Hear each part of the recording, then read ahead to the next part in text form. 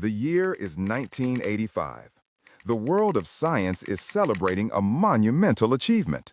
For decades, determining the three-dimensional structure of molecules was a Herculean task, a bottleneck in chemistry and biology. Scientists used X-ray crystallography, firing beams at a crystal and analyzing the pattern of scattered rays.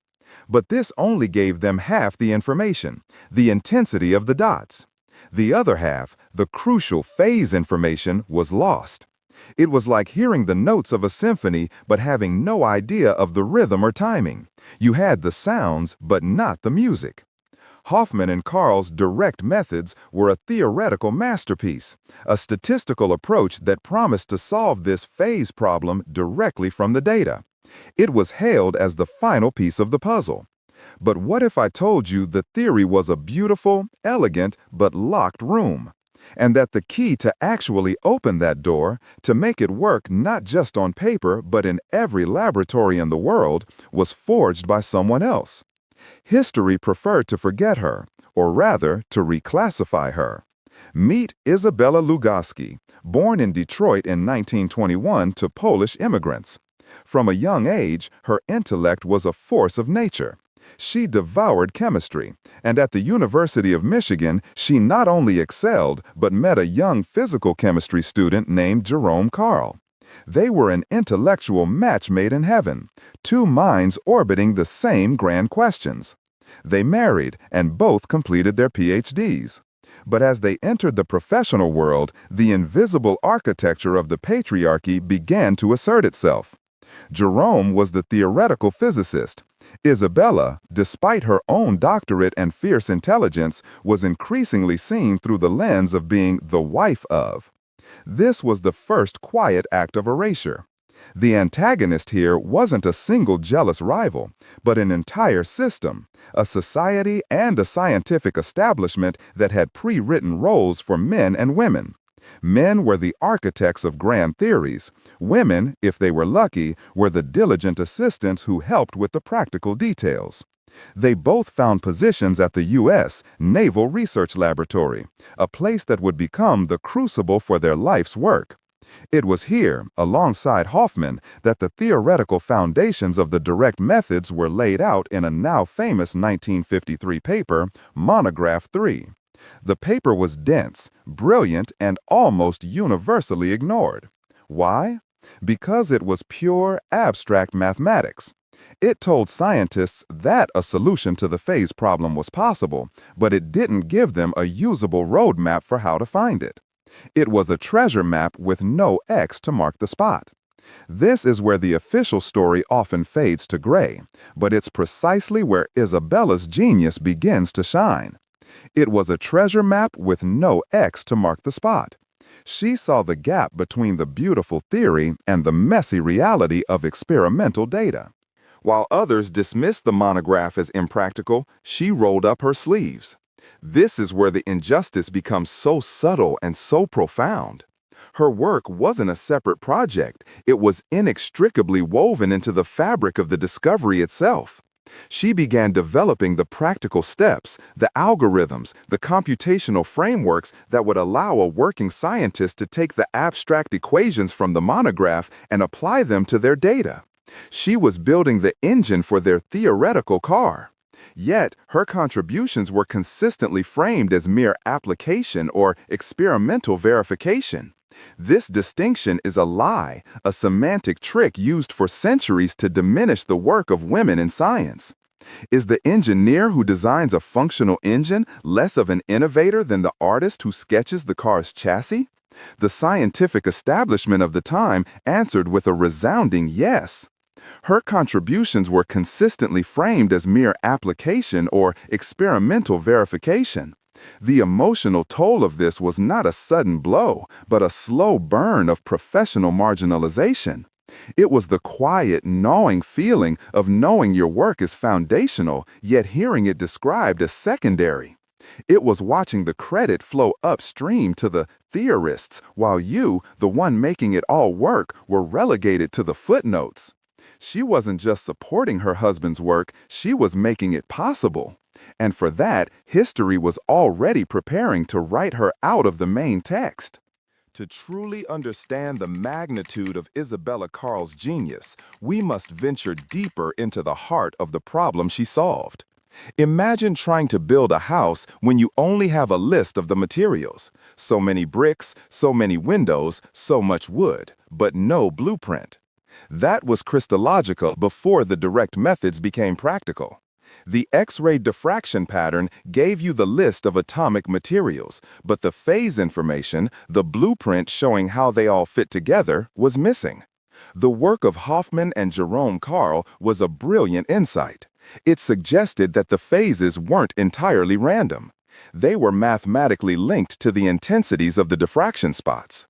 They created a set of equations, the Serre equation being a key one, that connected them. But this is where the theory hit a wall. For any but the simplest molecules, solving these equations was a nightmare of complexity. It was a statistical puzzle with a dizzying number of possibilities. The theory was sound, but the path to a solution was lost in a mathematical wilderness.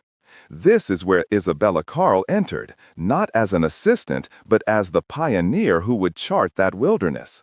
She possessed an uncanny, almost intuitive ability to see the practical path through the theoretical maze. She took the dense, intimidating mathematics of the monograph and translated it into a step-by-step procedure, a logical sequence of operations that could actually be performed. This was the birth of the symbolic addition procedure. It was her algorithm.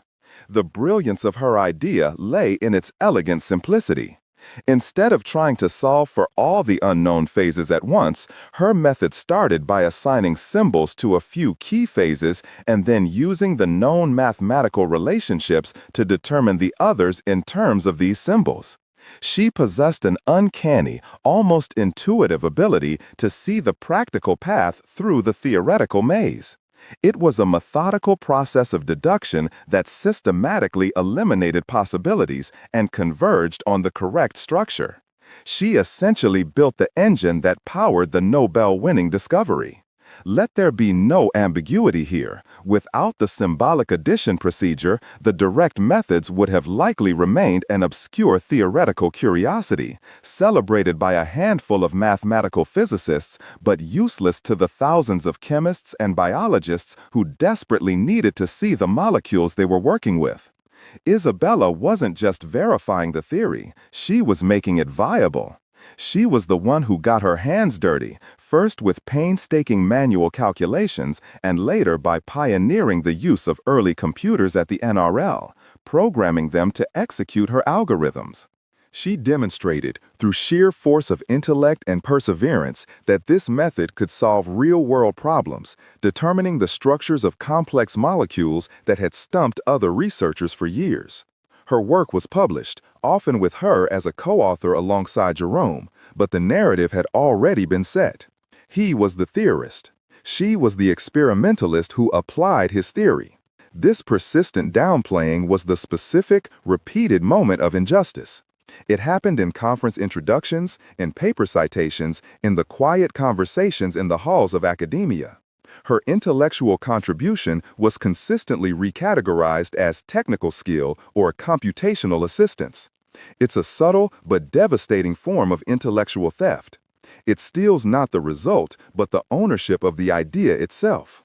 Imagine the emotional toll of this professional invisibility.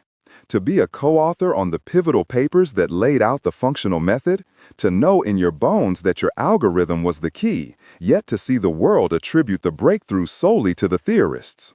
Her intellectual contribution was consistently recategorized as technical skill or computational assistance. Jerome Karle himself was keenly aware of this disparity. In his own Nobel lecture, he went to great lengths to credit Isabella's essential role, stating, "The development of a practical procedure was crucial to the acceptance of direct methods." He knew. The people in their field knew. But the institutions, the prize committees, the writers of history, they clung to the simpler, more palatable story. Two male theorists had a brilliant idea. The woman who made it real was just part of the supporting cast. The final, definitive act of this historical erasure came on October 16, 1985. The phone call from Stockholm, the press conference, the flashbulbs. The highest honor in science was bestowed upon Jerome Karle and Herbert Hauptmann. For Isabella, this moment must have been a complex storm of emotions. Immense pride for her husband and their shared life's work, but also the cold, hard finality of her exclusion. The story was now set in stone, engraved on a Nobel medal that should have had her name on it. The injustice was no longer a quiet hum of marginalization in academic circles. It was now a global broadcast. The Nobel Committee, in its wisdom, had decided that the person who creates an abstract theory is the sole genius, while the person who engineers the practical, world-changing application of that theory is not. This is a profound failure of imagination and a clear reflection of the pervasive gender biases of the scientific establishment. Her mathematical and computational work wasn't just helpful, it was the key. Without her algorithms, the direct methods would have remained a theoretical dead end. She was the bridge between the impossible and the possible. And the world that was made possible by her work was nothing short of miraculous. Because Isabella Karle's methods were adopted, refined, and computerized, the field of structural biology exploded. Scientists could suddenly see the molecules of life in stunning atomic detail. They could map the structures of antibiotics, toxins, hormones, and proteins. This wasn't just an academic exercise. It led directly to the design of new life-saving drugs. Every time a pharmaceutical company designs a medication to fit perfectly into the active site of a viral enzyme, they are standing on the shoulders of Isabella Karle. Every time a pharmaceutical company designs a medication to fit perfectly into the active site of a viral enzyme, they are standing on the shoulders of Isabella Karle. Her legacy is not just in crystallography journals, it's in medicine cabinets and hospitals around the globe. She vervala et znania u epochi, wrestling the secrets of molecular structure from the cryptic language of physics and translating it for the rest of the world. The emotional toll of this final denial is hard to fathom. A lifetime dedicated to science, to a partnership, to a singular, monumental problem. To see that work culminate in the ultimate prize, and to be told, implicitly, that your part in it wasn't important enough. Jerome Karle felt the injustice keenly. He used his Nobel platform time and again to highlight Isabella's contributions, often expressing his dismay that she wasn't sharing the stage with him. At the Nobel banquet, he ended his speech by saying he could not close without noting that his wife and collaborator was the person who has contributed most to my life and to my scientific career. It was a public acknowledgement, a loving tribute, but it couldn't reverse the decision of the committee. The institution had spoken, and its voice was louder. Today, we can correct the record. Isabella Karle's story is a stark reminder that history is not a passive record of events. It is an active construction, and it is often built with biased tools. Her name may have been left off the Nobel Prize, but her genius is embedded in the very fabric of modern science. She received numerous other awards in her long and brilliant career, including the National Medal of Science, but the Nobel omission remains a glaring symbol of the Matilda effect, the systematic repression and denial of the contributions of women in science. The institution had spoken, and its voice was louder. By telling her story, we are not diminishing the work of the men who won the prize. We are simply adding the name that was so wrongfully omitted. We are listening for the voices that were silenced and giving them at last their proper place in the spotlight. Isabella Karle was a mind out of time, a genius whose true recognition is finally in our hands.